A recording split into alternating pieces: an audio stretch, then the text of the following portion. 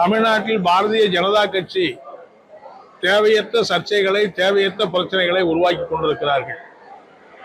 குறிப்பாக பள்ளிகளிலே நிலவுகிற சாதிய அணுகுமுறைகளை போக்குவதற்கு என்ன செய்யலாம் என்கிற முறையில் ஆலோசனை வழங்குவதற்கு ஓய்வு பெற்ற உயர்நீதிமன்ற நீதிபதி திரு சந்திரா அவர்களுடைய தலைமையில் ஒரு நபர் கமிஷன் அமைத்து அவருடைய சிபாரிசை அளிக்க வேண்டும் என கேட்டு அவரும் 6-9 மாதங்கள் பல ஆய்வுகள், பல நிபுணர்கள், கல்வியாளர்கள் எல்லாம் சந்தித்து, பல ஆசிரியர்கள் அமைப்புகள் எல்லாரையும் சந்தித்து, அரசியல் கட்சிகள் கருத்துக்களை எல்லாம் கேட்டு அவர் ஒரு விரிவான அறிக்கையை தமிழக அரசுக்கு கொடுத்திருக்கிறார்கள். அந்த அறிக்கையை தமிழக அரசு பரிசீலித்து அதில் இருக்கக்கூடிய நல்ல அம்சங்களை உடனடியாக அமலுக்கு கொண்டு வர வேண்டும் என்றுதான் மார்க்சிஸ்ட் கம்யூனிஸ்ட் கட்சியின் சார்பிலே நாங்கள் கேட்டுக்கொள்கிறோம். குறிப்பாக இன்னைக்கு பள்ளிகளிலேயே இன்னைக்கு சாதிய சக்திகள் மிக மோசமாக தலைவிரித்து ஆடுகிற நிலைமையை நாம் திருநெல்வேலியில் நடைபெற்ற நாங்குநேரில் நடைபெற்ற அந்த சம்பவத்தில் இருந்து பார்த்திருக்கிறோம்.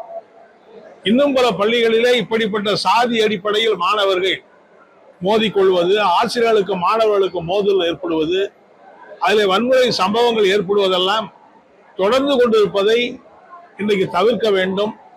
எதிர்கால தலைமுறையாக இருக்கக்கூடிய அந்த இளம் மாணவர்கள் மத்தியிலே சாதிய உணர்வுகளை தவிர்ப்பதற்கு ஒரு அனைத்து மக்களும் ஒன்று சேர்ந்து பணியாற்ற வேண்டும் என்கிற அந்த நிலைமையை உருவாக்குவதற்காகத்தான் தமிழக அரசு இப்படிப்பட்ட ஒரு குழுவை அமைத்து ஆலோசனை குழுவை பெற்றிருக்கிறது. அந்த குழுவினுடைய அறிக்கையை இன்றைக்கு அளித்திருக்கிறார். தமிழக அரசு அதை பரிசீலித்து அமலாக்க வேண்டும். ஆனா பாரதிய ஜனதா கட்சி அந்த குழுவினுடைய அறிக்கையை நிராகரிக்கணும், அதையெல்லாம் ஏற்றுக்கொள்ளவே முடியாது என்று அவர் அறிக்கை விட்டது மட்டுமல்ல, நீதிபதி சந்திர அவர்களை பற்றி கூட மிக தரக்குறைவாக ஏதோ அவர் திமுகவில் வேணா சேர்ந்துகிட்டும் என்கிற மாதிரி ஒரு மோசமான முறையிலே நம்முடைய பாஜகவுடைய மாநில தலைவர் அண்ணாமலை அவர்கள் அறிக்கை விட்டிருப்பதை மார்க்சிஸ்ட் கம்யூனிஸ்ட் கட்சியின் சார்பிலே நான் வன்மையான கண்டனத்தை தெரிவித்துக் கொள்ள விரும்புகிறேன்.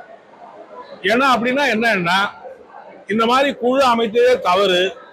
அப்ப பள்ளிகள்ல சாதி அடிப்படையில் தான் மாணவர்கள் செயல்பட வேண்டுமா? சாதி அடிப்படையில் இளம் மாணவர்களே சாதி வரிக்கு ஆளாகி ஒருவர் மோதிக்கொள்வதுதான் பாஜகவுடைய விருப்பமா?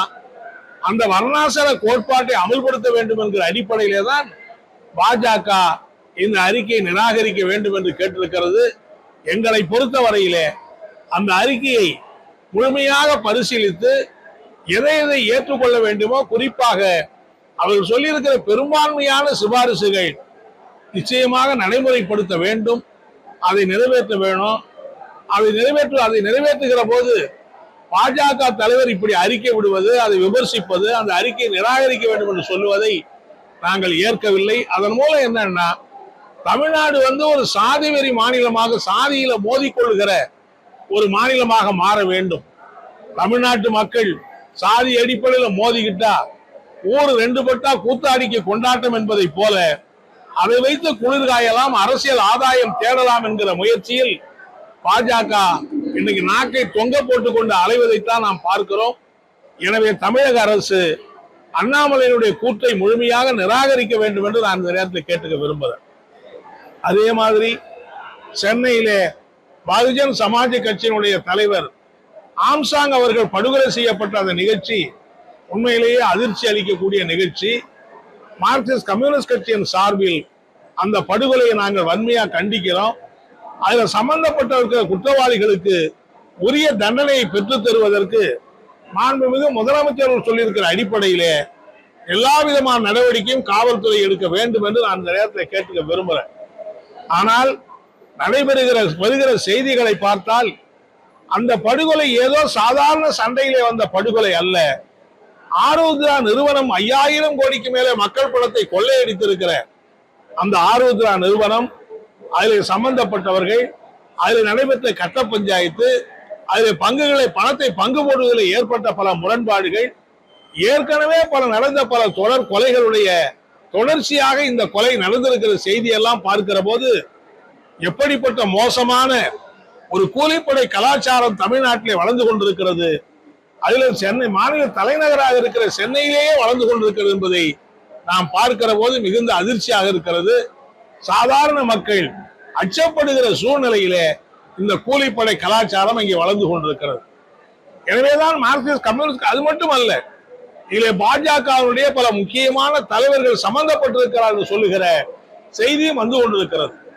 எனவே தமிழக அரசும் காவல்துறையும் ஏதோ ஒரு படுகொலை அது சம்பந்தப்பட்டிருக்கிறவங்களை கைது பண்ணுவது என்பது மட்டுமல்ல, அந்த படுகொலைக்கு பின்னாடி இருக்கக்கூடிய இப்படிப்பட்ட பண முறைகேடுகள், கட்ட பஞ்சாயத்துகள், அந்த ஆருத்ரா நிறுவனம் மக்களை ஏமாற்றி கொள்ளையடித்திருக்கிற இது எல்லாவற்றையும் பற்றிய ஒரு பரிபூரணமான விசாரணை நடத்தி முடிவுக்கு கொண்டு வர வேண்டும் என்று மார்க்சிஸ்ட் கம்யூனிஸ்ட் கட்சியின் சார்பிலே கேட்டுக்கொள்ள விரும்புகிறேன்.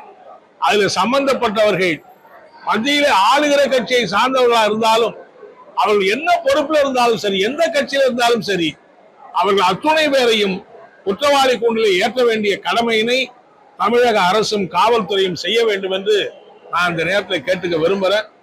அதே மாதிரி சமீபத்தில் மின்சார கட்டண உயர்வை எதிர்த்து வருகிற 25ஆம் தேதி மின் கட்டண உயர்வை திரும்ப பெற வேண்டும் என்றும், மத்திய அரசாங்கம் மின்சார வாரியத்தை சீர்குலைக்கக்கூடிய நடவடிக்கைகளை கண்டித்தும் மார்க்சிஸ்ட் கம்யூனிஸ்ட் கட்சியின் சார்பிலே நாங்கள் ஆர்ப்பாட்டம் நடத்துவது என்று அறிவித்திருக்கிறோம். இன்னைக்கு வேறு பல கட்சிகள் கூட ஆர்ப்பாட்டம் அறிவித்திருக்கிறார்கள். ஆனால் அவங்க தமிழக அரசை மட்டும் கண்டிக்கிறார்களே தவிர, இந்த கட்டண உயர்வுக்கு அடிப்படை காரணமாக இருக்கிற மோடி அரசாங்கத்துடைய கொள்கைகள், அதுல மின்சார சட்டம் 2022 நிறைவேற்றப்பட்டிருக்கிற பல அம்சங்கள், கட்டணத்தை வருடாவரனும் கட்டாயம் உயர்த்தியே தீர வேண்டும் என்று மத்திய அரசு போட்டிருக்கிற கட்டாயம், இவைகளையெல்லாம் கண்டித்து வேறு பல கட்சிகள் ஆர்ப்பாட்டம் நடத்தவில்லை. எனவே மார்க்சிஸ்ட் கம்யூனிஸ்ட் கட்சியை பொறுத்தவரையில் மத்திய அரசாங்கத்தினுடைய இந்த போக்குகள் தான் இந்தியா முழுவதும் இருக்கிற மாநில மின்சார வாரியங்களுக்கு பெரும் சுமையாக இருக்கிறது. எனவே மத்திய அரசு தன்னுடைய போக்கை மாற்ற வேண்டும், இந்த கொள்கைகளை கைவிட வேண்டும், கட்டணத்தை கட்டாயமாக உயர்த்த வேண்டும் என்கிற நிபந்தனை விதிக்கிற அந்த முறையை கைவிட வேண்டும் என்பதையும் வற்புறுத்தி தமிழக அரசு சில நல்ல திட்டங்களை நிறைவேற்றி இருந்தாலும், இன்றைக்கு மின்சார கட்டண உயர்வு என்பது மக்கள் தலையிலே ஒரு கூடுதலான சுமையை உருவாக்கும் என்கிற காரணத்தினால் அதை தமிழக அரசு திரும்ப பெறுவதை பரிசீலிக்க வேண்டும், திரும்ப பெற வேண்டும் என்று வற்புறுத்தி இந்த ஆர்ப்பாட்டத்தை நாங்கள் நடத்துகிறோம் என்பதை இந்த நேரத்திலே நான்